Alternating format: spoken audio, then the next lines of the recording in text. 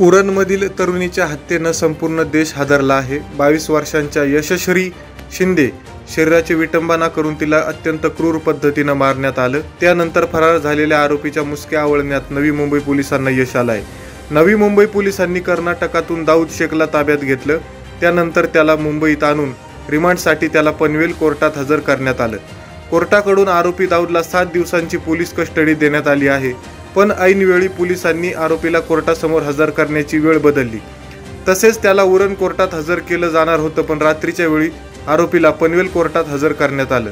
यशश्री शिंदे या 22 वर्षीय तरुणीची अत्यंत क्रूरपणे दाऊदनं हत्या केली। त्यानंतर तरुणीच्या कुटुंबियांनी दाऊद शेखचं नाव घेतलं आणि पोलिसांनी तपासाची सूत्र वेगानं फिरवत दाऊदचा शोध सुरू केला। दाऊदच्या मुसक्या आवळल्या। कर्नाटकातून त्याला मुंबईत आणलं खरं, पण त्याला कोर्टात हजर करण्याचं सर्वात मोठं आव्हान पोलिसांसमोर होतं।